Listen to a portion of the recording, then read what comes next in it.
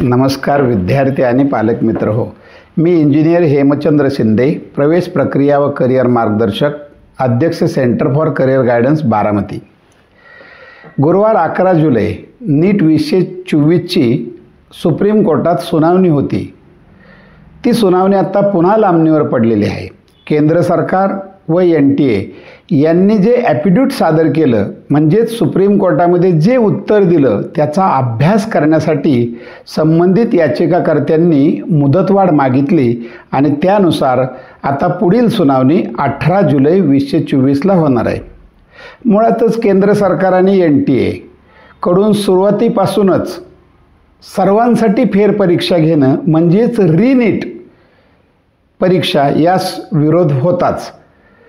अनियमितता झाली ते मान्यही केले, म्हणजे पेपरफुटी झाली, पण व्यापक प्रमाणात झाली नाही असंच त्यांचं म्हणणं आहे.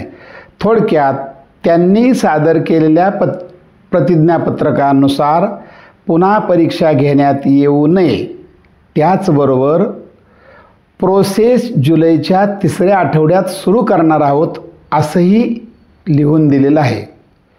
यापूर्वी सुप्रीम कोर्टाने हेही स्पष्ट केलेलं आहे की समुपदेशन म्हणजेच ॲडमिशन प्रोसेससाठी बंधन आणलेलं नाही. मग सद्यस्थितीत असंख्य फोन येतात, कधी सुरू होणार प्रोसेस? अहो, प्रोसेस सुरू म्हणजे काय?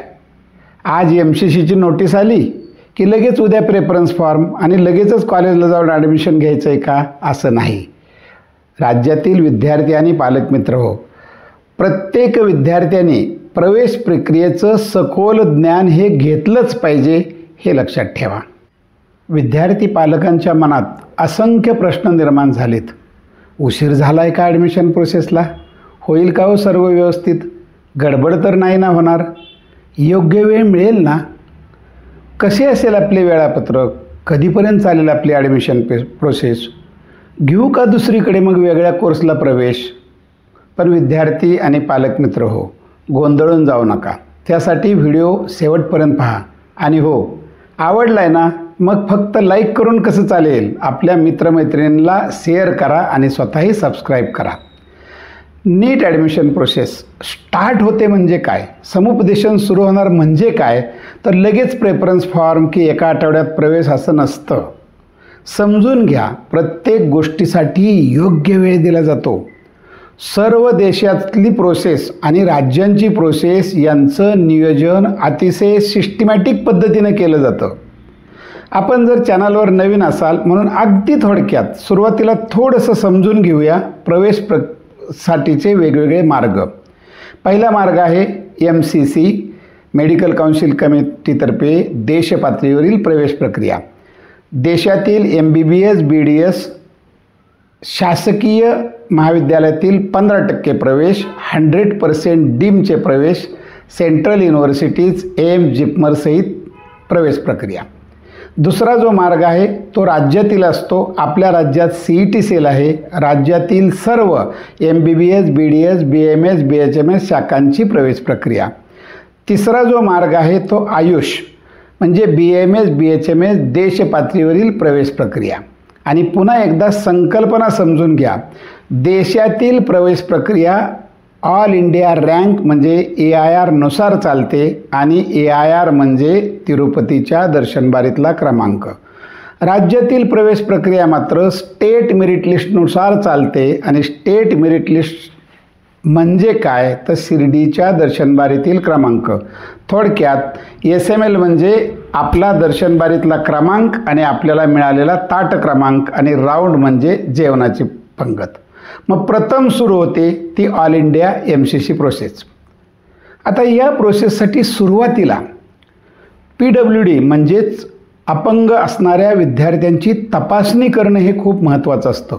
देशामध्ये विविध भागात 16 शहरांमध्ये ही तपासणी केली जाते. थोडक्यात प्रोसेस सुरू झाली हे आपल्याला कसं कळतं? तर मेडिकल काउन्सिल कमिटीच्या वेबसाईटवर प्रथम PWD साठीची सूचना येते. अजून ती सूचना आलेली नाही. त्यानंतर येतं टाईम टेबल. देशाने ऑल इंडियासाठी राबवायचं आणि राज्यांनी राज्यांसाठी प्रोसेस घ्यायची याचं संपूर्ण वेळापत्रक म्हणजे राऊंड 1, राऊंड 2, राऊंड 3 आणि स्टे व्हॅकन्सी राऊंड या वेळापत्रक तारखा जाहीर होतात आणि सर्वांना म्हणजे देशातील सगळ्या राज्यांना त्या पाळाव्या लागतात. मग चला, पहिली प्रोसेस सुरू होते मेडिकल काउन्सिल कमिटीची. राऊंड 1 पहिली पंगत, चला बसून घ्या. काय काय असतं? रजिस्ट्रेशन असतं, त्याच्यानंतर आपल्याला प्रेफरन्स फॉर्म भरावा लागतो, त्यानंतर सिलेक्शन लिस्ट आणि त्यानुसार जॉईनिंग करायचं असतं आणि या प्रत्येक फेरीसाठी योग्य कालावधी असतो. सद्यस्थितीत तरी मेडिकल काउन्सिल कमिटीच्या राऊंडमध्ये कागदपत्र तपासणी नसते. या सर्व राऊंडला सर्वसाधारणपणे 15 दिवसाची मुदत दिली जाते. आपण पाहूया मागील वर्षी काय, 20 जुलै ते 4 ऑगस्ट 2023 पर्यंत मेडिकल काउन्सिल कमिटीच्या MBBS BDSच्या पहिल्या राऊंडला मुदत दिलेली होती. दुसरी फेरी सर्वसाधारणपणे 20 दिवस लागतात. आपण जर मागील वर्षी पाहिलं तर 9 ऑगस्ट ते 28 ऑगस्ट असा कालावधी होता. मग दुसऱ्या फेरीला जरा जादा कालावधी का बरं? कारण लक्षात घ्या, बऱ्याच वेळेला पहिल्या फेरीत प्रवेश मिळालेला असतो, तो त्या कॉलेजला जाऊन रद्द करावा लागतो, तिथून आपल्याला कागदपत्र घ्यावी लागतात, भरलेले शुल्क परत घ्यावं लागतं आणि नवीन DD काढून पुन्हा प्रवेशाला जावं लागतं. त्यासाठी हा कालावधी थोडासा जादा दिलेला असतो. याच पद्धतीनुसार थर्ड राऊंड होतो आणि स्टे व्हॅकन्सी राऊंड हा होतो आणि हे सर्वसाधारण 30 सप्टेंबरपर्यंत चालतात. मेडिकलची कट ऑफ डेट MBBS BDSची 30 सप्टेंबर सर्वसाधारणपणे असते. ही झाली ऑल इंडियाची प्रोसेस. आता महाराष्ट्राचं आपण पाहूया. महाराष्ट्राची प्रोसेस CET सेलतर्फे राबवण्यात येते. या सर्वांची विभागणी आपण पाहूया. पहिला असतो ग्रुप ए. ग्रुप ए म्हणजे याच्यामध्ये MBBS BDS गव्हर्नमेंट आणि प्रायव्हेट कॉलेजेसचा समावेश असतो. ग्रुप बी म्हणजे BAMS BHMS गव्हर्नमेंट आणि प्रायव्हेट कॉलेजचा समावेश असतो. आता ग्रुप सी अदर कोर्सेस म्हणजे BPTH, BOTH, BASLP वगैरे गव्हर्नमेंट आणि प्रायव्हेट या 3 भागात ग्रुपमध्ये विभागणी आहे. आणि चौथी एक लाईन असते Ayush 15% all India quota private colleges BAMS BHMS, परंतु महाराष्ट्रातील कॉलेजेस आणि प्रवेश प्रक्रिया मात्र महाराष्ट्राच्या CET सेलतर्फे राबवली जाते. थोडक्यात काय तर group A, group B, group C किंवा आयुष 15% म्हणजे काय तर ह्या आपल्या 4 वेगवेगळ्या लाईन्स आहेत. माझ्या भाषेत स्टेट मेरिट लिस्ट नंबर मिळाल्यानंतर आपण जे काही प्रोसेसला सामोरे जातो म्हणजेच या 4 जेवणाच्या पंक्ती आहेत असं लक्षात ठेवायचं. स्टेप्स काय असतात सुरुवातीला पाहून घेऊया. सुरुवातीला नोटिफिकेशन येतं आणि हे जे तिन्ही ग्रुप होते म्हणजेच MBBS BDS BAMS BHMS आणि फिजिओथेरपी ह्या सगळ्यांसाठी एकत्रित रजिस्ट्रेशन केलं जातं. आजपर्यंत सर्वसाधारण या प्रोसेसला 9 ते 10 दिवसाचा कालावधी दिला जात होता. त्यानंतर उपलब्ध जागांची माहिती संकेतस्थळावर जाहीर केली जाते. किती जागा आहेत आपल्याला, कोणकोणत्या जागा आहेत, कॅटेगरीनुसार त्याचं वाटप कसं आहे यालाच आपण सीट मॅट्रिक्स असं म्हणतो. यानंतर एक कागदपत्र तपासणी म्हणजे फिजिकल डॉक्युमेंट व्हेरिफिकेशन 19 पर्यंत हे होतच होतं, परंतु 20 आणि 21 कोरोनाच्या काळात आपल्या राज्यामध्ये आणि देशामध्ये कुठंही डॉक्युमेंट व्हेरिफिकेशन फिजिकली झालं नव्हतं. पण दुर्दैवाने 22 आणि 23ला कोरोना गेला तरीही महाराष्ट्रात कागदपत्र तपासणी फक्त मेडिकलचीच झालेली नाही, ॲग्रिकल्चर इंजिनिअरिंग सर्वांची होत आहे. पाहूया यंदा काय होतं आहे ते. आणि त्यानंतर मिळतो आपल्याला स्टेट मेरिट लिस्ट म्हणजेच आपल्या शिर्डीच्या दर्शनबारीतला क्रमांक आणि मग आपण भरतो पसंतीक्रम. त्यानंतर सिलेक्शन लिस्ट आणि मग प्रत्यक्ष प्रवेश घेणे. अशा ह्या ॲडमिशन प्रोसेसमधल्या राज्यातल्या स्टेप्स आहेत. आता पहिली स्टेज 1 म्हणजे माझ्या भाषेत चला पहिली पंगत बसून घ्या. MBBS BDS गव्हर्नमेंट प्रायव्हेट सगळे, मग त्याला आपण म्हणतो पहिली पंगत फर्स्ट राऊंड. आपण प्रेफरन्स फॉर्म भरतो त्याचा रिझल्ट जाहीर केला जातो आणि जॉईनिंगसाठी सर्वसाधारण ह्या दोन्हीही म्हणजे प्रेफरन्स फॉर्म, रिझल्ट आणि जॉईनिंग यासाठी सर्वसाधारण 9 ते 10 दिवस दिले जातात. जॉईनिंग मात्र मेडिकल काउन्सिलचा पहिला राऊंड झाल्यानंतरच असतं. मागील वर्षी जर आपण पाहिलं तर राज्यातला पहिल्या राऊंडचा प्रेफरन्स फॉर्म 1 ऑगस्टला होता आणि 9 ऑगस्टपर्यंत आपलं जॉईनिंग होतं. ही झाली आपली पहिली पंगत.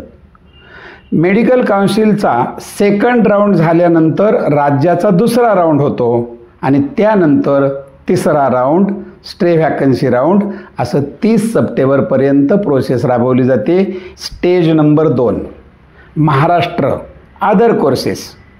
याच्यामध्ये काय आहे? Group B BAMS BHMS government private, group C physiotherapy BOTH BASLP government आणि प्रायव्हेट.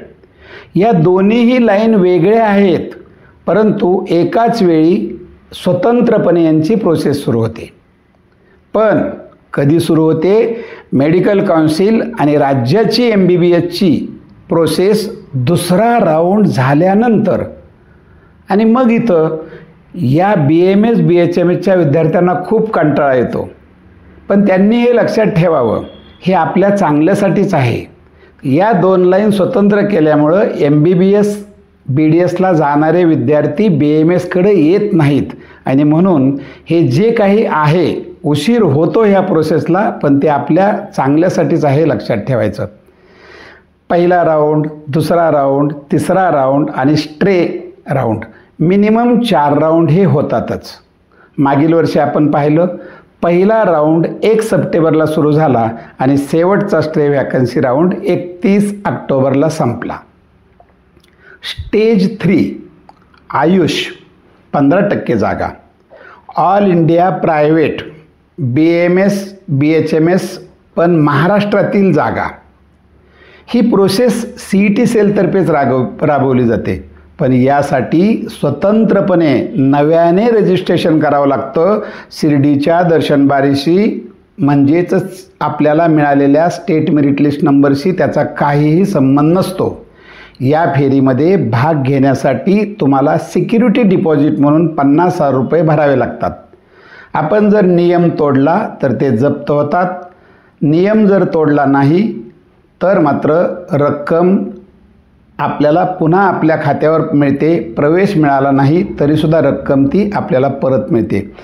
मागील वर्षीपर्यंत याचे 2 राऊंड होतात, फक्त एक आहे. या फेरीचं वैशिष्ट्य इथं रिझर्वेशन नाही आणि फी माफीही नाही. आता आजपर्यंत फी माफी नाही हे जाहीरच केलं जात होतं, पण आत्ता आपण महाराष्ट्र शासनाने मुलींसाठी जी काही फी माफी जाहीर केलेली आहे त्या बाबतीत तसा स्पष्टपणे उल्लेख नाही. मागील वर्षी 1 सप्टेंबरपासून ही प्रोसेस सुरू झाली होती. थोडक्यात BAMS BHMSच्या राज्यातील त्याचबरोबर फिजिओथेरपीची आणि ही आयुष ह्या तिन्ही प्रोसेस एकाच वेळी सुरू होत आहेत. कधीपर्यंत चालणार ही प्रोसेस? किती दिवस लागतात? राऊंड कधीपर्यंत चालतात? हाही प्रश्न सतत विद्यार्थी पालकांना पडतोय. म्हणून आपण समजावून घेऊया कट ऑफ डेट म्हणजे नेमकं काय. तर लक्षात घ्या, कट ऑफ डेट म्हणजे संबंधित कोर्ससाठी निश्चित केलेली प्रवेश प्रक्रियेची अंतिम मुदत. आपण पाहतो मेडिकलची प्रोसेस 6 महिने चालते. हो बरोबर आहे, पण गेली अनेक वर्ष MBBS BDSची प्रोसेस दरवर्षी 30 सप्टेंबर म्हणजेच 30/9पर्यंत संपते. याचाच अर्थ MBBS BDSची कट ऑफ डेट आहे 30/9. अदर कोर्सेस म्हणजे BAMS BHMS फिजिओथेरपी वगैरे दरवर्षी 31 ऑक्टोबर म्हणजेच 31/10पर्यंत ही कट ऑफ डेट आहे. एकंदरीत काय, या कट ऑफ डेटनंतर आपल्या राज्यात तसेच देशात कोणत्याही राज्यात कोणत्याही शाखेत प्रवेश घेता येत नाही. पण अपवादात्मक परिस्थितीत सुप्रीम कोर्टाकडून कट ऑफ डेटमध्ये वाढ करण्यात येते. आपण करोनामध्ये पाहिलं, मागच्या वर्षी पाहिलं की मेडिकल काउन्सिलकडून कट ऑफ डेटमध्ये वाढ करण्यात आली होती. एकंदरीत काय हो, दरवर्षी मे महिन्यात परीक्षा, जूनमध्ये रिझल्ट्स आणि त्याच्यानंतर सुरू होते admission process. Group A MBBS BDS process सुरू होते जुलै, संपते सप्टेंबर 30/9 म्हणजेच cut off डेटपर्यंत. Group B BAMS BHMS process सुरू होते सप्टेंबरमध्ये आणि शेवट होतो 31 ऑक्टोबर म्हणजेच कट ऑफ डेटपर्यंत. आणि सर्वसाधारणपणे या सगळ्या लाईनसाठी पहिली फेरी, दुसरी फेरी, तिसरी फेरी आणि स्टे व्हॅकन्सी राऊंड हे 4ही राऊंड ऑनलाईन पद्धतीनं होतात आणि गरजेनुसार मात्र स्पेशल स्टे व्हॅकन्सी राऊंडचं नियोजन करण्यात येतं. सतत प्रश्न येत आहेत. सततचा एक प्रश्न होतो, प्रोसेस आणखी पुढे गेली तर काय, 1-2 आठवडे किंवा आणखी कालावधी लागला तर काय होईल. अजून तर मेडिकल काउन्सिलच्या साईटवर PWD तपासणीची नोटीसही आलेली नाही. तर सर्वांनी लक्षात ठेवा, मागील वर्षी 20 जुलैला प्रोसेस सुरू झाली होती. ठीक आहे ना, अजूनही PWDची नोटीस जरी आली नसली तरीही सर्वसाधारणपणे PWD तपासणीसाठी 15 दिवसाचा वेळ लागतो. मग एवढं काळजी करण्याचं कारण नाही. PWD तपासणीची वेळ कमी करून तो कालावधी 10 दिवसावरही आणता येऊ शकतो. आणि पुन्हा एक लक्षात ठेवा, प्रोसेससाठी योग्य त्या गोष्टीसाठी म्हणजे रजिस्ट्रेशन असो किंवा प्रेफरन्स फॉर्म असो, जॉईनिंग असो, यासाठी योग्य तो वेळ दिलाच जातो. मग समजा आपली प्रोसेस पुढं लांबू शकली, काही गेलीच, तर संपूर्ण टाईम टेबल थोडंसं पुढं जाऊ शकतं आणि गरजेनुसार आरोग्य मंत्रालय, केंद्र सरकार तर्फे सुप्रीम कोर्टातून कट ऑफ डेट वाढवण्याची परवानगी घेण्यात येतच आहे. सद्यस्थितीत काय आहे, अजूनही MCCची नोटीस आलेली नाही. समुपदेशनवर बंदी नाही. कदाचित उद्या परवाही येऊ शकते. परंतु आपण असं गृहीत धरलं की 18 तारखेला कोर्ट केस आहे आणि त्यानंतर नोटीस आली तर 10 दिवस दिले तर काय होईल, सर्वसाधारण 28 तारीख उजडेल. थोडक्यात एकंदरीत 8 दिवस तरी प्रोसेस मागच्या वर्षीच्या तुलनेत, म्हणजे मागच्या वर्षी जी 20 जुलैला सुरू झाली ती होणार नाही, हे आता जवळजवळ थोडंसं स्पष्ट झालेलं आहे. आणखी एक प्रश्न सतत येतोय विद्यार्थी आणि पालकांकडून, BAMS BHMS प्रवेशाची खात्री नाही, मग इतर वेगवेगळ्या ठिकाणी प्रवेश घेऊ काय, मग घेतला तर सोडता येईल काय. पर्याय म्हणून इंजिनिअरिंग, फार्मसी, ॲग्रिकल्चर हे आपल्याला उपलब्ध आहेत शाखा. परंतु तिथंसुद्धा पुन्हा एकदा कट ऑफ डेट हा प्रकार आहेच. सर्वसाधारणपणे या सर्व अभ्यासक्रमांची कट ऑफ डेट 15 ऑगस्ट असते. तुम्ही असं ठरवलं की चला आपण एक फार्मसीला प्रवेश घेऊ, इंजिनिअरिंगला प्रवेश घेऊ. तुमची सर्व मूळ कागदपत्रे आणि तुम्हाला फी भरावी लागते. ते दिल्यानंतर कट ऑफ डेटच्या अगोदर तुम्हाला 2 दिवस 3 दिवस सांगितलं जातं आपणास प्रवेश सोडवायचा आहे काय, कट ऑफ डेटच्या आत आपण सोडू शकता. परंतु कट ऑफ डेटनंतर आपणास प्रवेश सोडता येत नाही आणि जर सोडवायचा असेल तर मात्र तुम्हाला राखीव गटासह सर्व विद्यार्थ्यांना संपूर्ण वर्षाची फी भरावीच लागते. मग आपल्या लक्षात येतं आहे इंजिनिअरिंग, ॲग्रिकल्चर, फार्मसी या ठिकाणी जर आपल्याला प्रवेश घ्यायचा असेल तर आपली BAMSची प्रोसेस मात्र सुरू होते सप्टेंबर-ऑक्टोबरमध्ये आणि त्यापूर्वीच हे प्रोसेस संपते. मग काय करावं, तर थोडक्यात आपणास प्रवेश जर खात्रीने मिळणार असाल तर इतर ठिकाणी पर्यायी प्रवेश घेण्याची गरज नाही. आपल्याला कारण नसताना फी भरावी लागेल, पण खात्रीनं प्रवेश मिळणार का ह्याबद्दल जाणून घेतलं पाहिजे ना. निश्चितपणे लवकरच आणि राज्याचा मेरिट क्रमांक आल्यानंतर आपणास योग्य वेळी याबाबत निश्चितपणे मार्गदर्शन केलं जाईल. पुन्हा एकदा महाराष्ट्रातील विद्यार्थ्यांनो लक्षात घ्या, मेडिकल काउन्सिल कमिटी आणि आपलं महाराष्ट्र CET सेल आयुष हे सर्वजण प्रोसेस अत्यंत पारदर्शी पद्धतीनं राबवतात. नीट एक्झामसारखं काहीही होऊ शकत नाही. या प्रोसेसमध्ये टाचणी एवढंसुद्धा लूपहोल नाही याची खात्री बाळगा आणि पुन्हा एकदा महाराष्ट्रातील विद्यार्थ्यांना आपल्या प्रायव्हेट कॉलेजमधल्या MBBS BDSच्या 85% जागा ह्या फक्त राज्यातील विद्यार्थ्यांसाठीच आहेत. त्याचबरोबर BAMS BHMSच्या 70% जागा ह्या फक्त महाराष्ट्रातील विद्यार्थ्यांसाठीच आहेत. त्यामुळे लक्षात घ्या, तिरुपतीच्या दर्शनबारीतील एकही विद्यार्थी आपल्याकडे येऊ शकत नाही, आपण मात्र तिकडे जाऊ शकतो आणि म्हणूनच आपले प्रवेश छान पद्धतीनं होतील. जे घडलंय किंवा जे आत्ता बिघडलंय त्याच्याबद्दल जास्त काळजी करू नका. अशाच नवीन अपडेटसाठी या चॅनलला नक्की लाईक करा, शेअर आणि सबस्क्राईब करा. धन्यवाद.